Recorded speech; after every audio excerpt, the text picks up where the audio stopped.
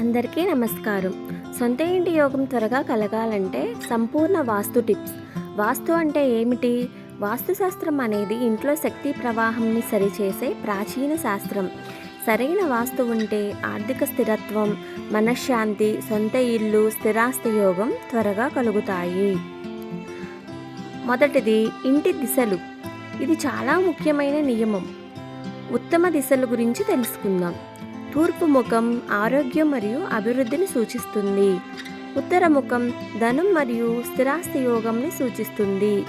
వీలైనంత వరకు తప్పించుకోవాల్సినవి నైరుతి ముఖ ఇల్లు. ఇది అత్యంత సమస్యలు మరియు ఆలస్యాన్ని కలగజేస్తుంది. ఈశాన్య దిశ. ఇది ఇంటి హృదయం లాంటిది.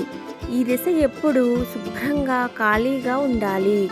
ఇక్కడ దేవుని ఫోటో, దీపం, కలశం ఉంచితే ఇంటి యోగం త్వరగా వస్తుంది.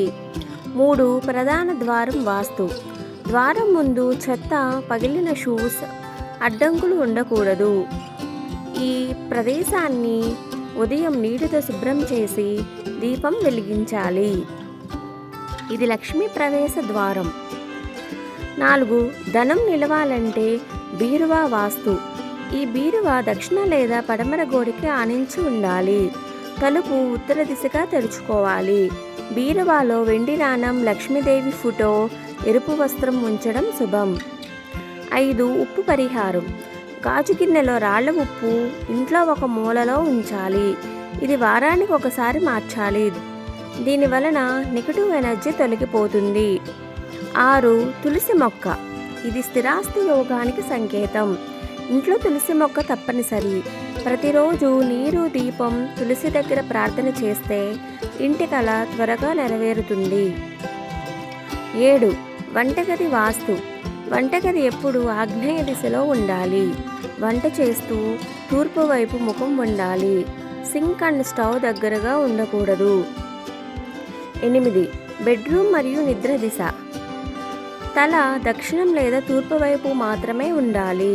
ఉత్తరం వైపు తలపెట్టి నిద్రించకూడదు. బెడ్రూమ్లో అద్దాలు నేరుగా మంచం మీద పడకూడదు. 9. పగుళ్ళు, కారుతున్న కుళాయిలు. గోడలపై పగుళ్ళు నీరు వృధా కావడం ధన నష్టం మరియు ఆలస్యానికి కారణం. ఇలాంటి వాటిని వెంటనే రిపేర్ చేయాలి. 10. రంగుల వాస్తు. శుభరంగులు light yellow, cream, light green. Dark colours ఎక్కువగా వద్దు. 11. దానం మరియు ప్రార్థన. గురువారం పసుపు, అన్నం, వస్త్రదానం చేయండి. స్థిరాస్తి యోగం బలపడుతుంది.